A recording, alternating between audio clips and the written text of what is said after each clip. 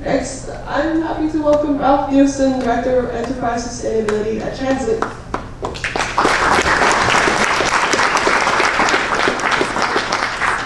Forward. Okay, perfect. I don't think this microphone's, it works, even though it's way down here. That's good. Okay, thank you very much, Million. Fantastic event. I feel honored to be up here after all the other wonderful speakers. I'm going to try to make some great connections. Diana, George, Anita, I'm a customer of True Earth. Bit of a plug. Super fantastic. The laundry strips are amazing. So highly recommended. My wife loves them. No more of those big jugs, heaving them out of the closet and bringing them down to the washing machine. So anyway, short plug, and I'll give plugs to everybody who's been speaking. A little bit about myself. There we go, there's my nice electric bus, which I'll talk about. Thank you BC Hydro for all the support you've been giving us. A little bit about myself. I am a born and raised Winnipegger. It is not a bad place to be from. And I spent my summers on Lake Winnipeg, which is the 11th largest freshwater lake in the world.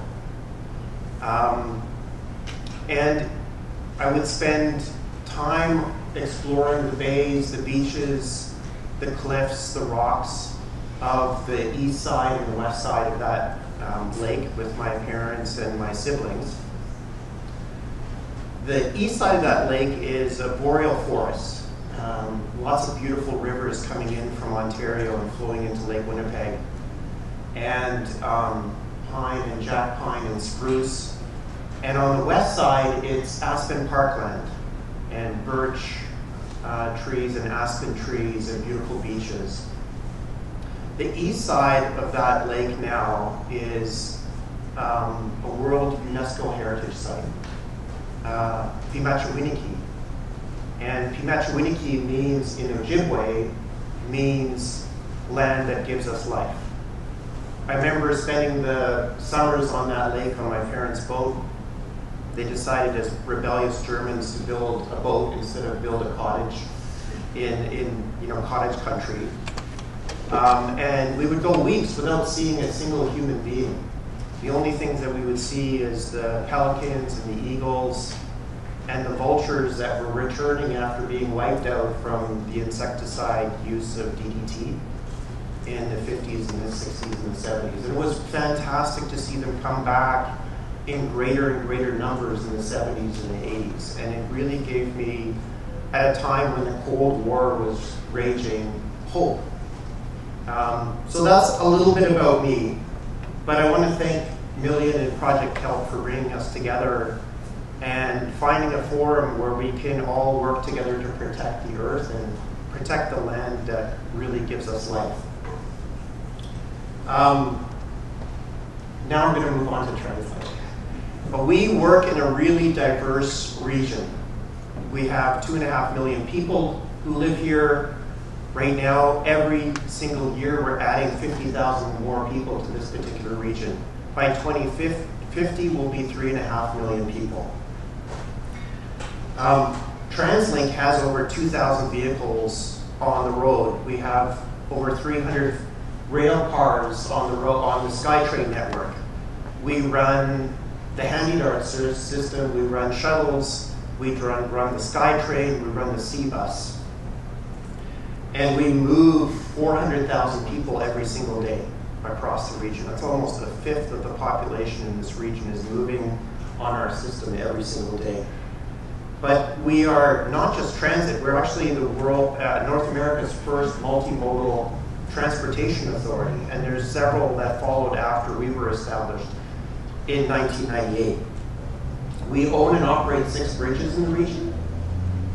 We fund the major road network in the region, and we build out increasingly more cycling and walking infrastructure in the region. So we are truly advancing multimodal forms of transportation in the region.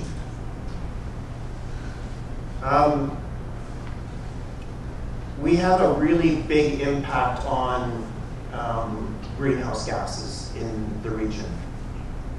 And the big impact comes from people choosing to ride on transit and using other forms of mobility, walking or cycling or electric mobility, right? And our support of electrification and all those multiple forms alongside providing transit services is really critical in the region.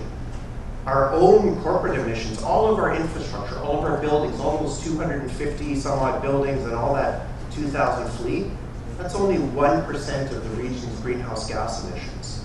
So whatever we can do to get people into transit, into those multiple forms of mobility across the region is a really big benefit to the province and Metro Vancouver.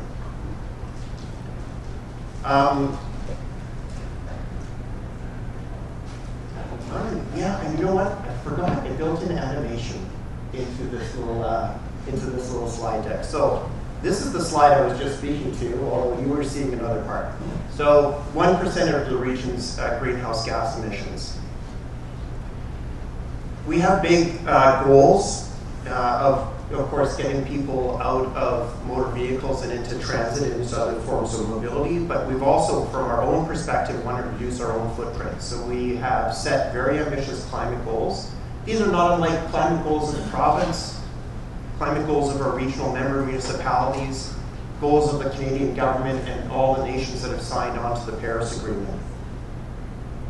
We want to reduce our emissions while supporting different forms of mobility, and our goals of climate action are reducing emissions and supporting environmental objectives of the province and the region is actually built into the act that enabled TransLink to be established in 1998.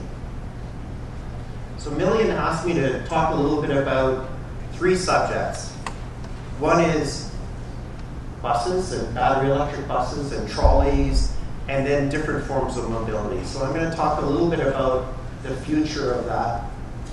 But to understand where we're going in the future, we need to learn a little bit about where we've been from in the past. Transit service started running in Vancouver in 1890 from electric streetcars that were running between Vancouver and Burnaby. Within several months of a line running down Main Street, it got extended into New Westminster. And the really interesting thing about this was Diana, is that it was not only moving people, it was actually moving electrons to the homes and businesses as well in the region. So it was providing actually 2 services, that overhead trolley network. Our roots are actually in electricity, which is absolutely fantastic. So as the streetcars, we realized that they had a limited long-term lifespan and electric trolleys were born. We borrowed an electric trolley from our neighbors south in Seattle in 1940, in the early 40s, and tested it on our overhead trolley network. And then in 1948, this bad boy showed up, and we've been a lover of electric trolleys ever since. This year was our 75th anniversary of running electric trolleys in the region. And I can say that every single day, 100,000 trips are made on our electric trolley system, which is absolutely fantastic.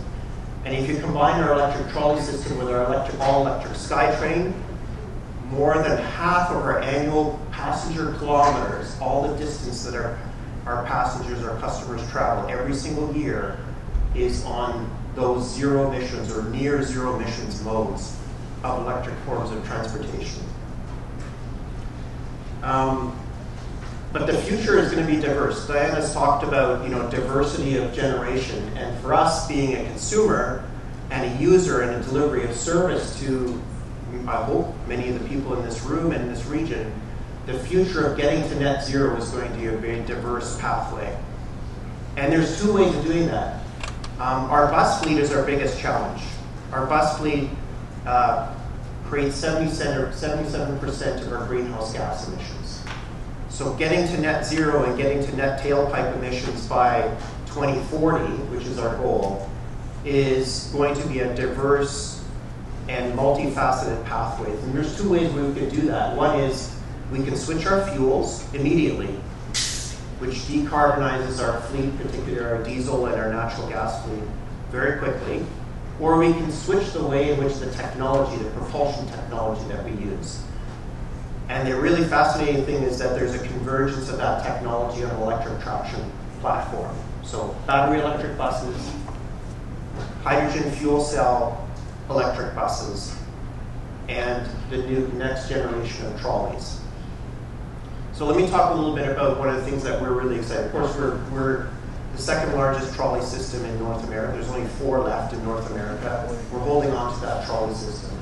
But one of the really fascinating things that's emerged in the last few years is that we have innovations happening in Europe where the trolley overhead can automatically disconnect and then reconnect again. And so we've got a demonstration trolley this summer from Czechoslovakia that we brought in over August, and we started testing that technology. And we think that maybe by the end of the decade, maybe early next decade, we'll really be able to fully understand what's the potential of utilizing that, what's called in-motion charged electric trolley, to decarbonize other parts of our diesel bus fleet routes in the region. And so electric trolleys are going to be really quite interesting. Of course, there's big infrastructure involved in that. So there might be potential where we see further decarbonization of routes that are close to our existing overhead. Or as we have big plans to do bus rapid transit in the region, which are dedicated rights of way with dedicated stations that are on the road or that are on our own roads, there might be an opportunity to do high-speed electric trolleys on those particular routes. Again, a zero emissions future transportation mode. But right now, you know, the new kid on the block is the battery electric bus. We've been running fully electric Route 100 as a pilot for many years. We've got 14 more battery electric buses showing up on that route next year. We've been running a new generation pilot bus on that route as well. But we're making investments at the Port Coquitlam Transit Centre, which serves the Tri-Cities in Burnaby and New Westminster, to take on more than 100 battery electric buses. And then, of course, our big kind of light switch project is the Marpole Transit Centre close to Marine Drive and the Marine Gateway development where the SkyTrain goes over to Sea Island and YVR. That project is over a $500 million project ready for 350 battery electric buses at the end of 2026. That overall investment is about $1.6 billion in dollars for electrification over the overall next decade. So the battery electric bus is going to be one of our critical decarbonization solutions. By the end of the decade, we'll have taken out more than 30% of our diesel fleet off the road and replaced them with BEVs. So we also have really big plans. So as I mentioned, the region is expanding in terms of population by 50,000 people every single year. So we've got to provide more convenient and more extended services out into a growing region where the center of population is moving increasingly out towards the southeast into Surrey and the Langley area. And some of the critical goals, of course, is to get to that zero tailpipe emissions, doubling bus service in the next 10 years, extending our walking and cycling infrastructure, building bus rapid transit, getting a SkyTrain out to UBC, right? And extending rapid transit service out to the North Shore and connecting the North Shore better into the South Shore and other parts of the region.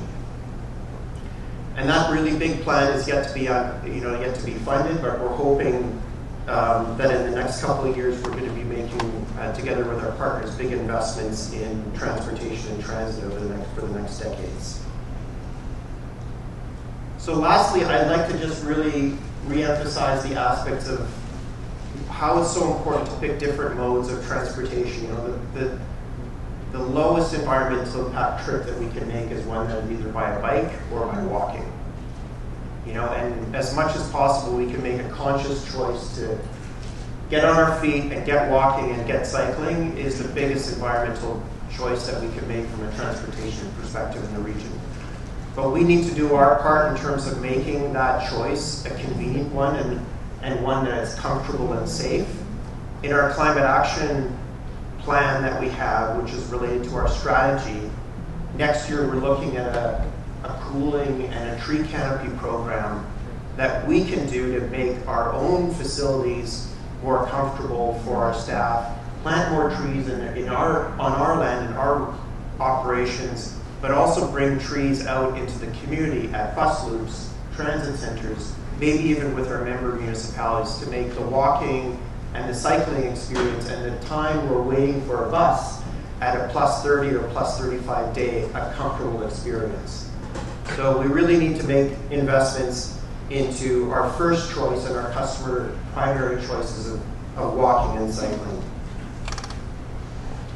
So lastly, I'd like to thank Million and Project KELP for having me. Plug for True Earth and the laundry strips. Thank you to BC Hydro for being a great partner with us in our electrification journey. Diana, your key account manager. Corey, he's fantastic. He's my key point of contact. George, all the support that you've been providing to TransLink as the previous minister for TransLink has been wonderful.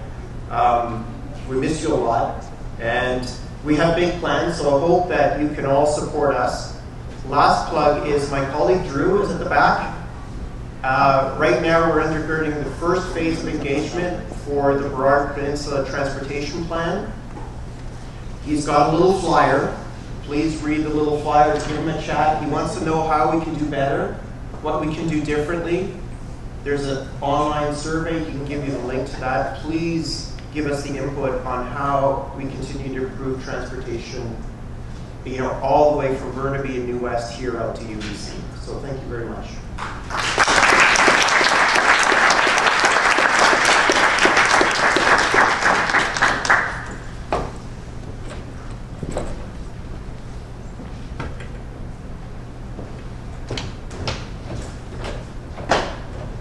Thank you so much, Director Ralf.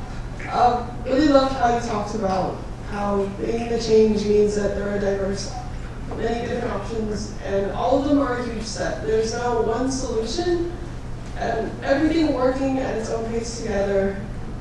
Like you said, when choosing when we can to walk, to bike, to public transit, it really makes a difference. So thank you.